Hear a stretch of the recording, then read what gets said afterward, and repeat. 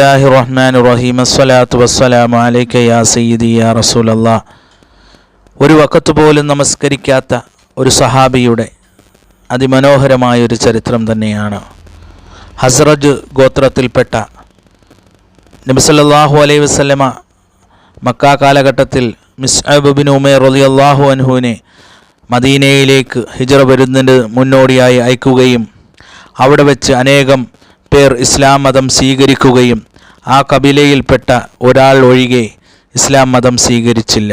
പിന്നീട് ഹിജ്റയ്ക്ക് ശേഷം ഉഹുദ് യുദ്ധത്തിനോട് മുന്നോടിയായി ആ യുദ്ധവേളയിൽ സുബഹിയുടെ സമയമായപ്പോൾ സുബഹി നമസ്കാരം കഴിഞ്ഞ് നബി സല്ലല്ലാഹു അലൈഹി വസല്ലമ യുദ്ധത്തിന് വേളയിൽ ഈ മഹാനവറുകൾ ഷഹാദത്തു ചൊല്ലുകയാണ്. അഷ്ഹദു അല്ലാ ഇലാഹ ഇല്ലല്ലാഹ് അഷ്ഹദു അന്ന മുഹമ്മദർ റസൂലുള്ളാഹ് എന്ന് കലിമത്ത് തൗഹീദ് ചൊല്ലി അദ്ദേഹം ഇസ്ലാമിലേക്ക് വന്നുകൊണ്ട് അദ്ദേഹത്തിൻ്റെ പേരാണ് അംറു ബിൻ താബിത്ത് റളിയല്ലാഹു അൻഹു എന്ന ഇസ്ലാമിലേക്ക് അതിമഹത്തമായ സുന്ദരമായ ആ വേളയിൽ സുബഹി നമസ്കാരം കഴിഞ്ഞാണ് അദ്ദേഹം ബയ്യത്ത് ഹബീബായ തങ്ങളെടുത്ത് ചെയ്യുന്നത്. അത് കഴിഞ്ഞ് ളുഹറിന് മുന്നായി അവിടെ ഉഹുദിൻ്റെ പോർക്കളത്തിൽ മഹാനവറുകൾ അള്ളാഹുവിലേക്ക് യാത്ര തിരിക്കുകയാണ്, ഷഹീദാവുകയാണ്, രക്തസാക്ഷിത്വം വഹിക്കുകയാണ്.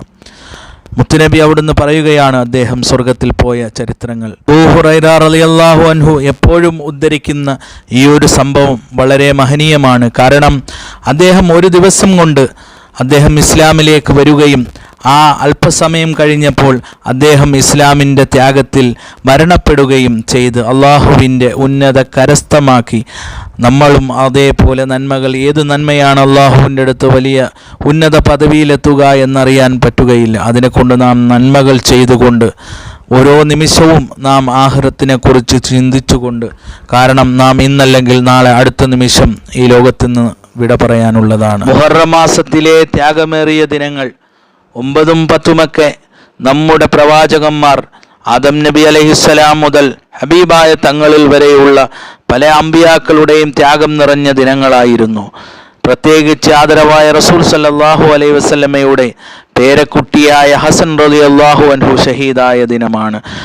യസീദിൻ്റെ പട്ടാളക്കാർ അവിടുന്ന് തലയറുത്തുകൊണ്ട് അട്ടഹസിച്ച ദിവസം ആ പൊന്നാര ഹസൻ റളിയല്ലാഹു അൻഹുവിന് മരണസമയത്തിന് മുന്നായി ഒരു തുള്ളി വെള്ളം കുടിക്കട്ടെ എന്ന് ചോദിച്ചപ്പോൾ അത് നിഷേധിച്ച കിങ്കരന്മാർ.